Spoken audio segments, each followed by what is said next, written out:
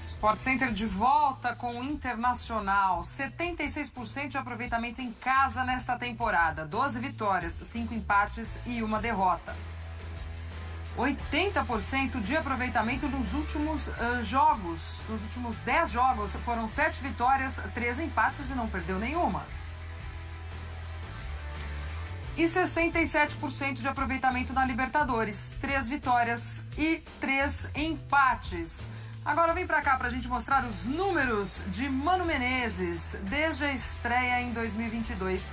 80 jogos no total, 40 vitórias, 28 empates e 12 derrotas, um aproveitamento de 61,7%.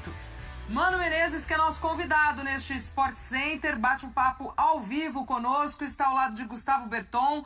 Bem-vindos, um grande abraço aos dois. Tudo bem, Glaucio? Um abraço para você, para quem está acompanhando o Sport Center. A gente estava aqui acompanhando os números e vendo, né, mano, já te dando boa tarde. Um dos únicos 2 times invictos da Libertadores, Inter e Olímpia. O time faz uma campanha, classifica em primeiro no grupo. E aí as bolinhas vão lá e colocam o River Plate no caminho do Internacional. Muito boa tarde, prazer ter você aqui. Boa tarde, prazer estar falando com vocês aí no estúdio. Já passei por isso.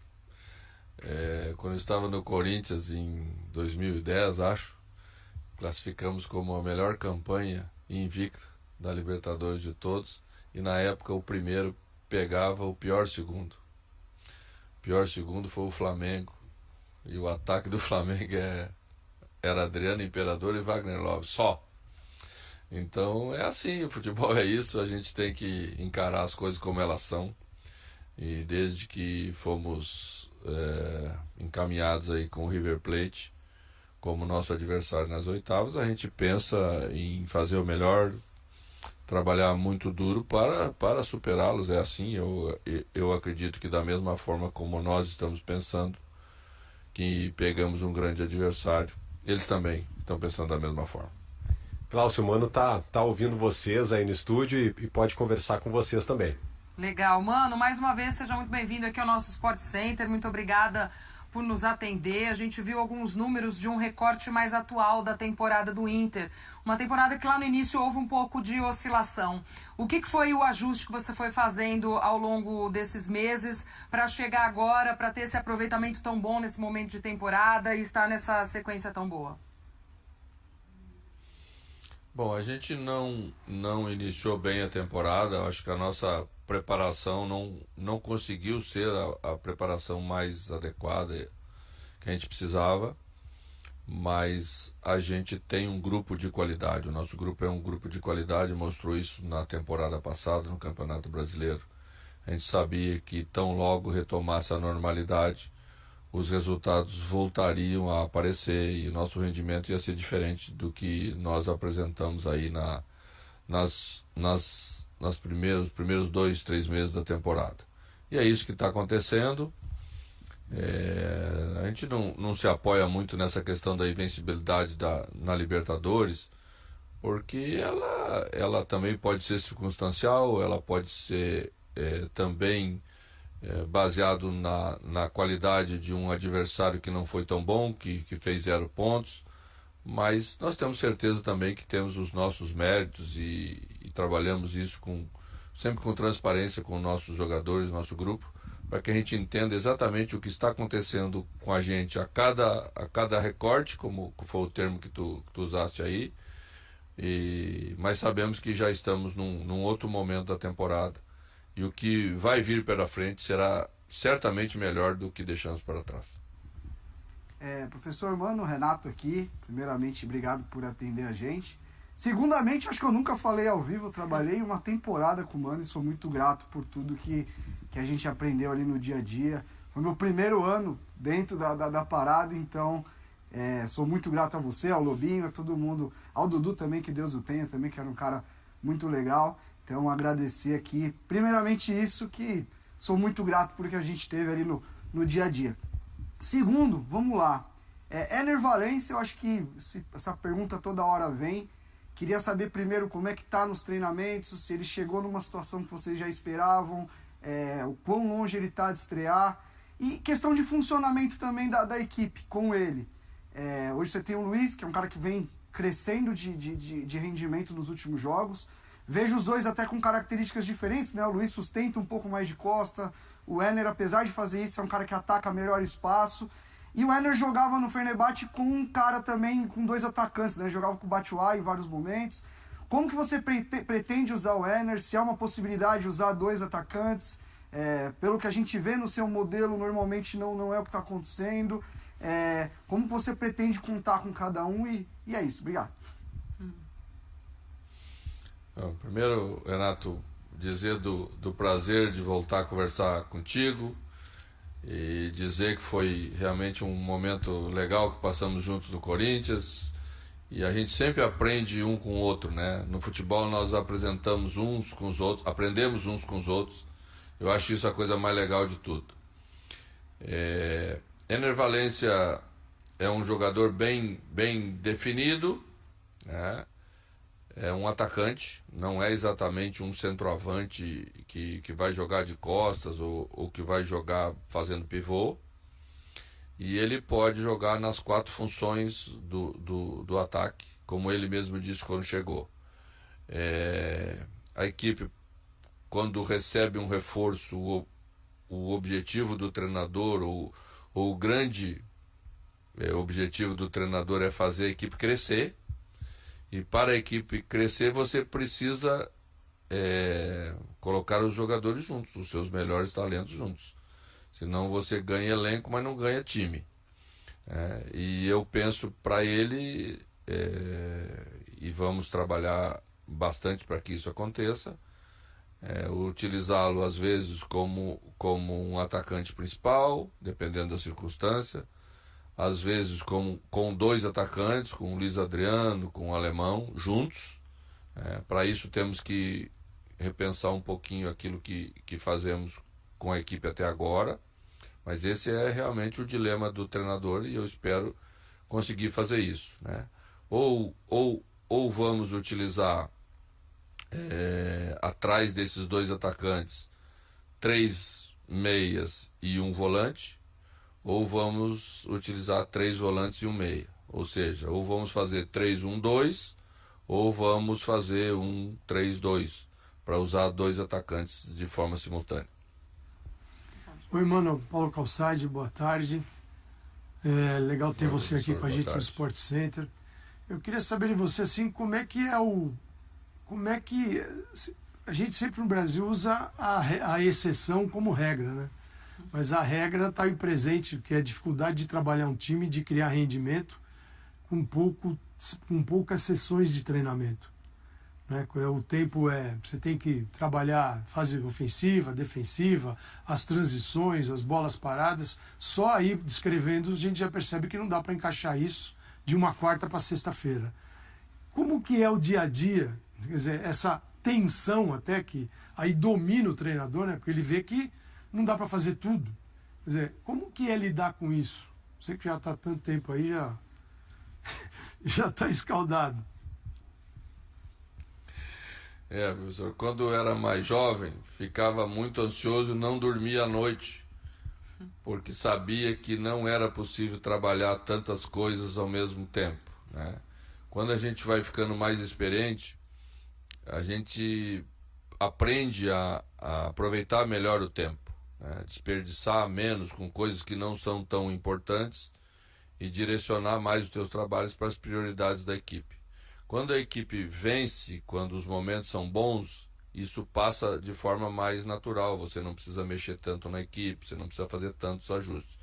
Quando os momentos são difíceis, que vêm as derrotas, que o resultado não vem, você realmente tem mais dificuldades.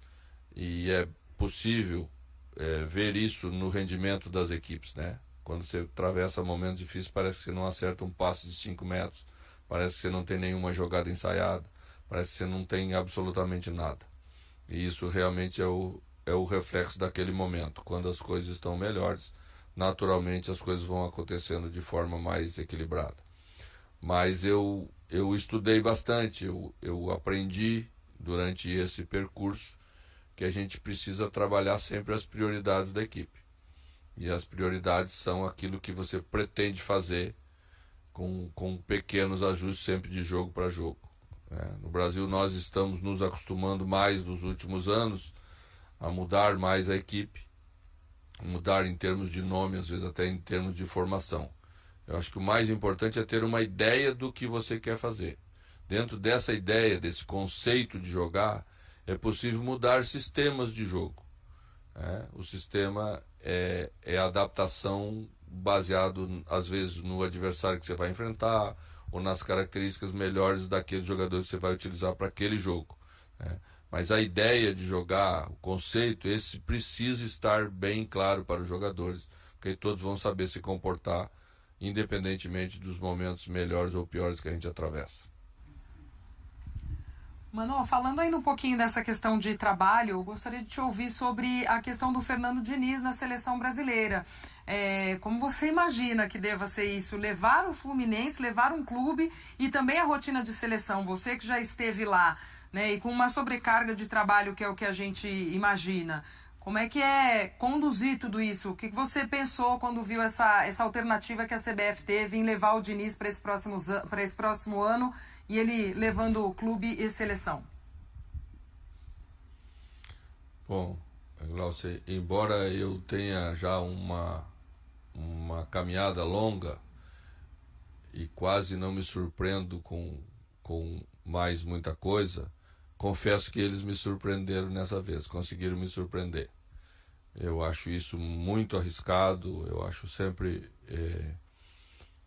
misturar as coisas, né? Não definir as coisas, deixar elas muito abertas, sempre um caminho muito perigoso no futebol, ainda mais nesse alto nível que é a seleção brasileira.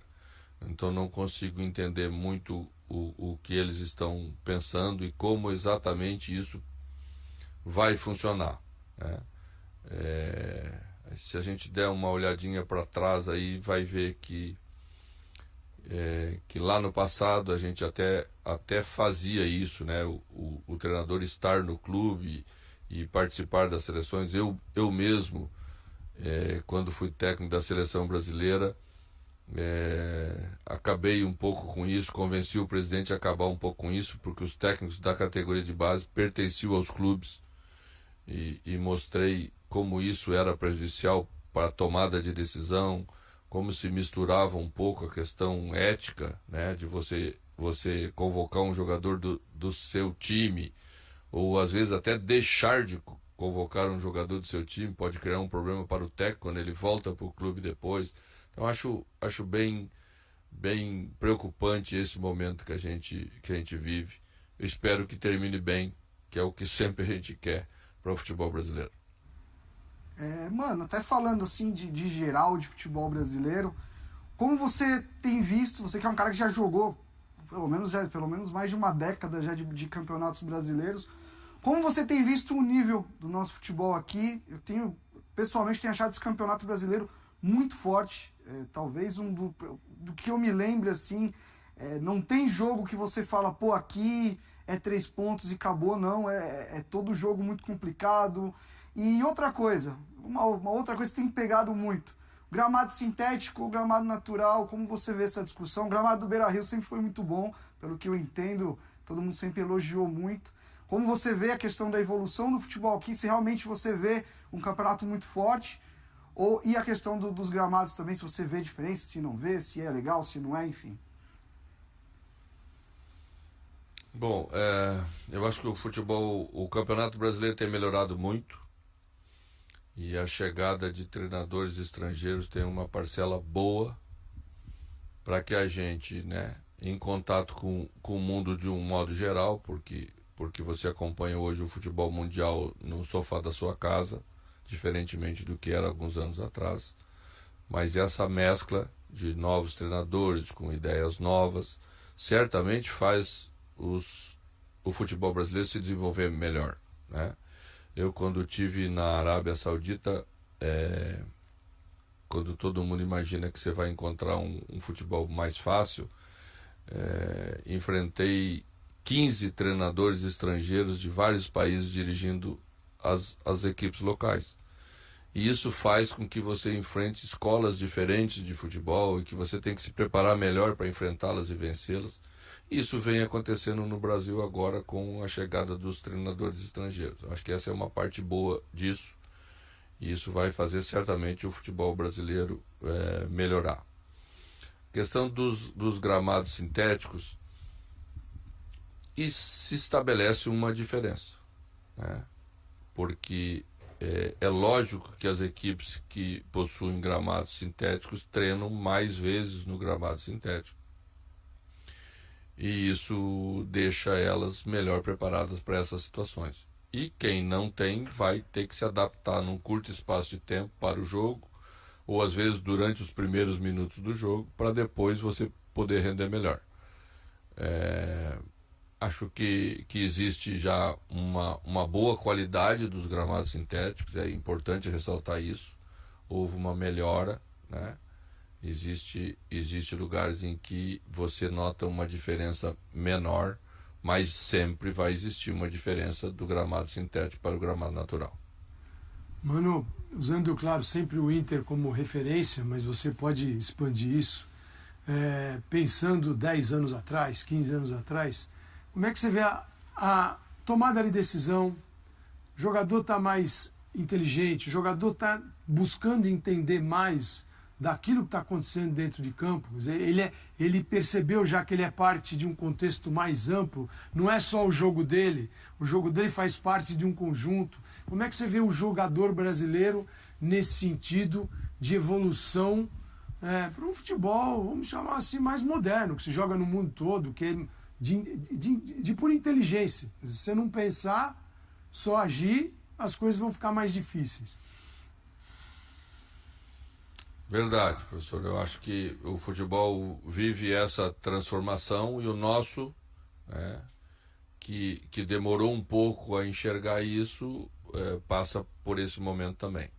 Acho que o jogador que nós precisamos formar hoje, falei isso há 2 dias atrás numa palestra aqui na Federação Gaúcha de Futebol para os treinadores de base, ou para muitos profissionais que trabalham em base, o jogador que o mercado quer, que o futebol exige, é um jogador capaz de analisar as dificuldades do jogo e apresentar soluções para essas dificuldades. E esse profissional nós precisamos formar, né?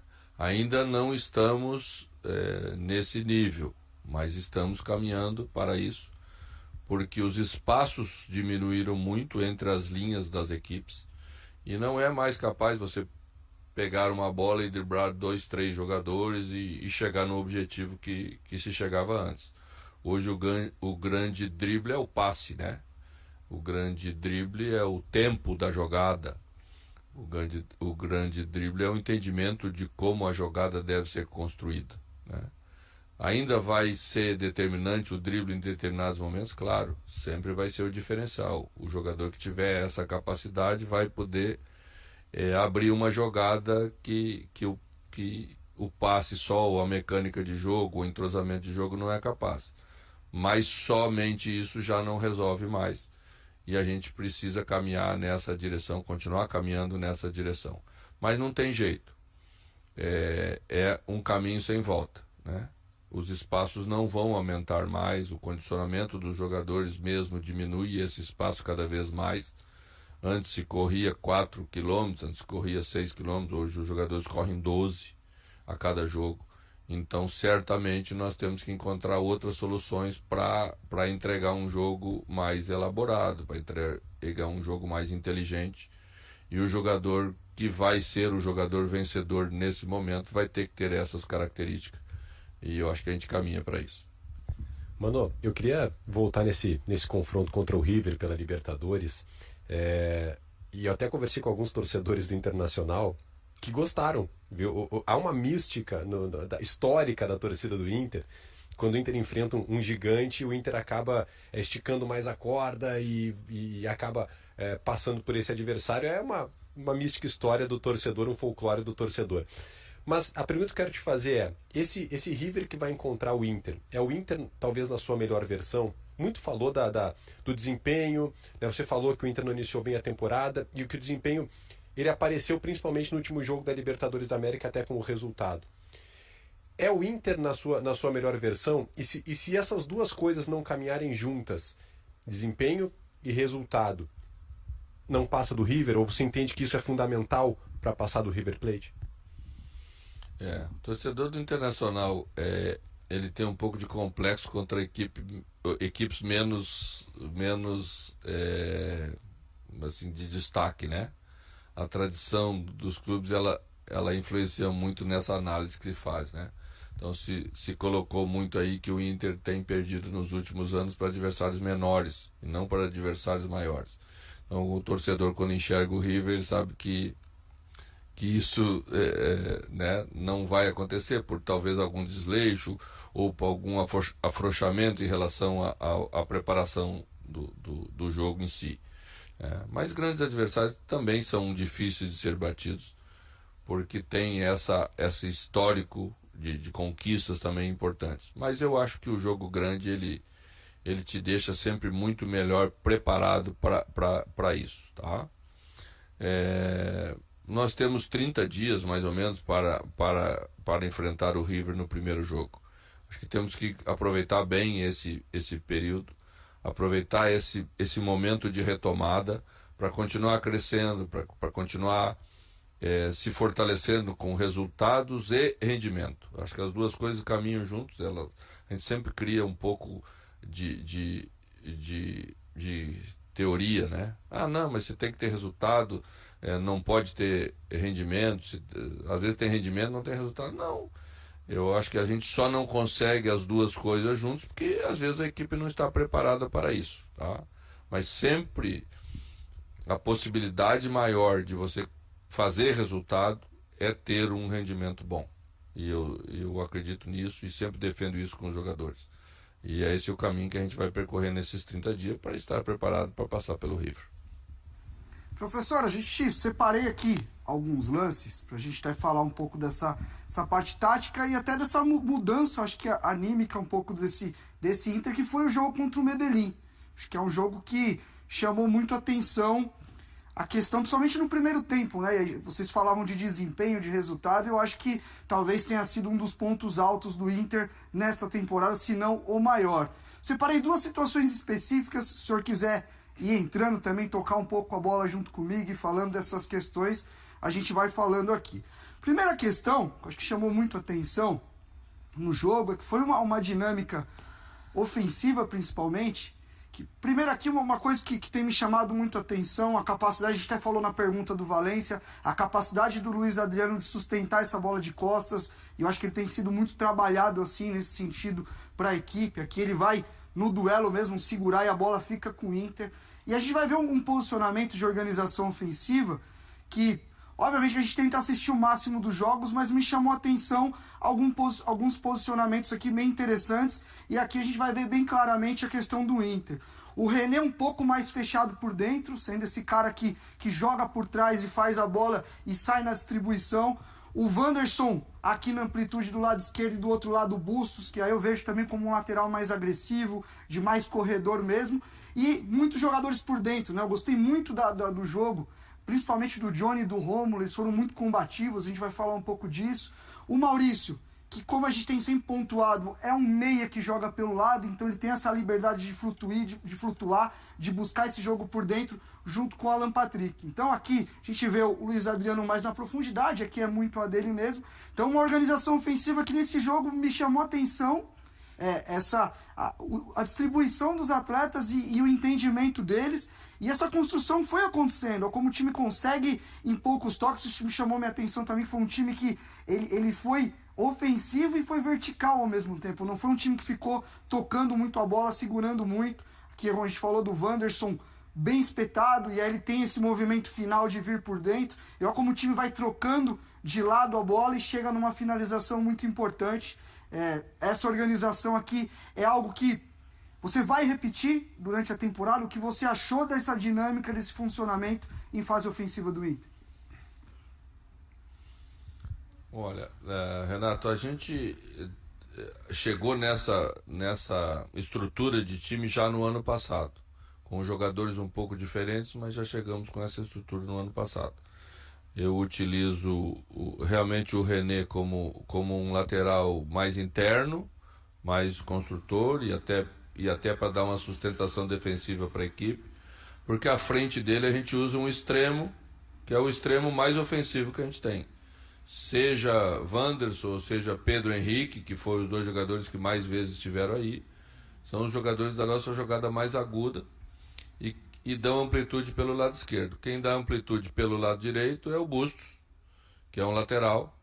Então a gente ganha exatamente essa estrutura de equipe, trazendo o extremo do lado direito para dentro, para se juntar com o Alan Patrick, não só para armar as jogadas ofensivas, mas para preencher a área para chegar na frente e ter força ofensiva de acabamento da jogada.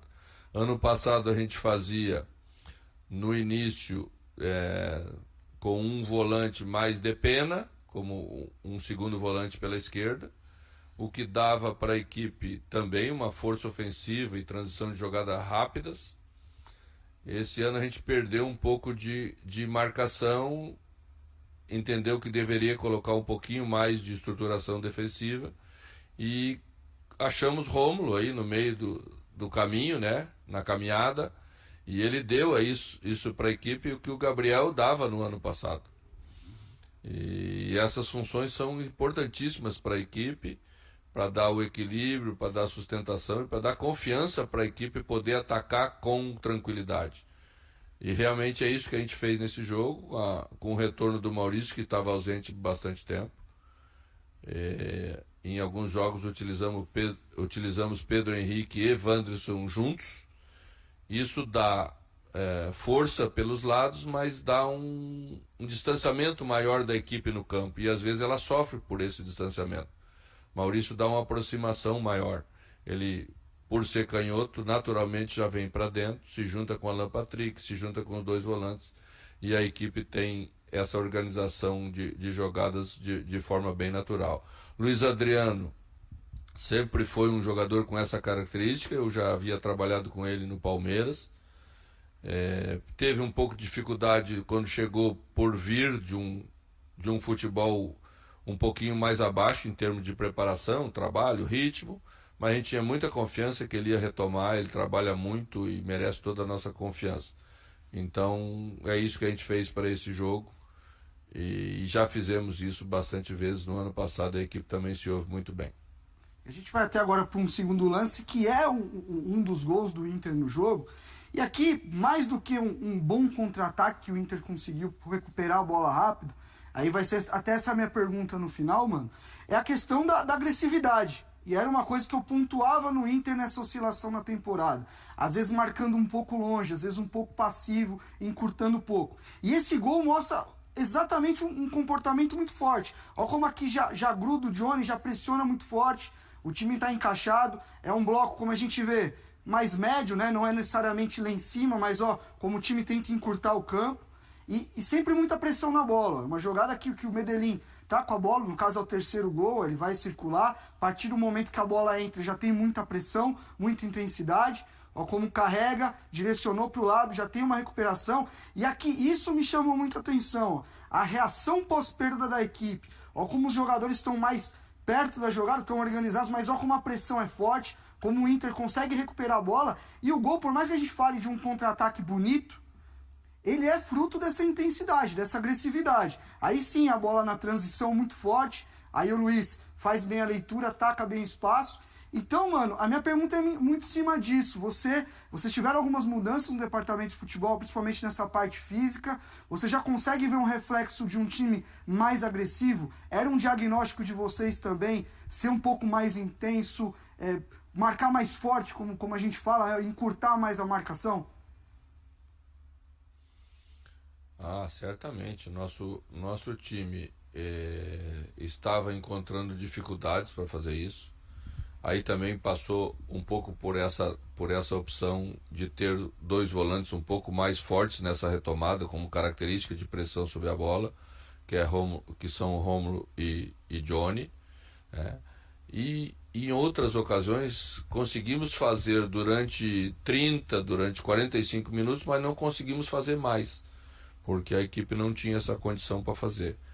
E aí o jogador perde confiança, e você dá 2 passinhos para trás, e 2 passinhos para trás, no futebol brasileiro significa dar espaços para que o adversário se organize melhor e seja mais agressivo, seja mais incisivo, e aí você acaba deixando escapar resultado que você tinha na vantagem, e às vezes não consegue impor um ritmo para vencer o jogo. Passamos muito por isso, né?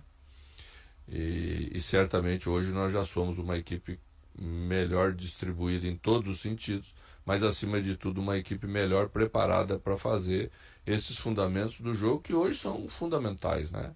Se você deixar o adversário dominar, levantar a cabeça, pensar, você vai ter dificuldade para marcá-lo, ou vai conseguir só marcar na última linha.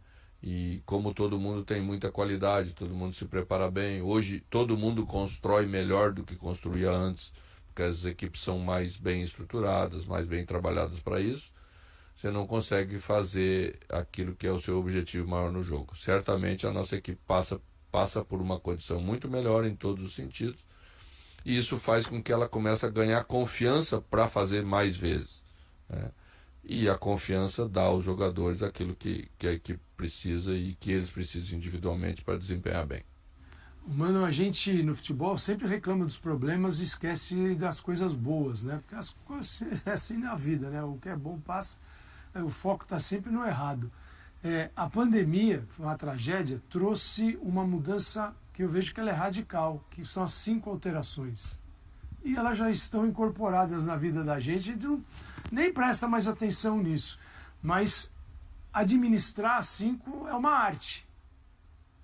Quando, o tempo, os momentos, 50% dos jogadores de linha, você vai para uma prorrogação, você pode substituir mais um, aí você mexe em 60% do teu time. Quer dizer, isso é radical para quem tinha 2 lá no passado, agora 3. Como é que você vê isso? Bom, tudo na vida tem 2 lados, né, Calçade? Tem coisas boas que você consegue aproveitar mais jogadores num jogo, e aproveitando mais jogadores no jogo, os jogadores se sentem mais comprometidos com isso. Então o treinador consegue gerir melhor as questões de grupo que ele tem. Mas ao mesmo tempo criou uma pressão para o técnico, né? O técnico hoje que não troca 5 vezes é um técnico que não sabe usar a regra que está hoje à disposição dele. Mas precisa conduzir bem.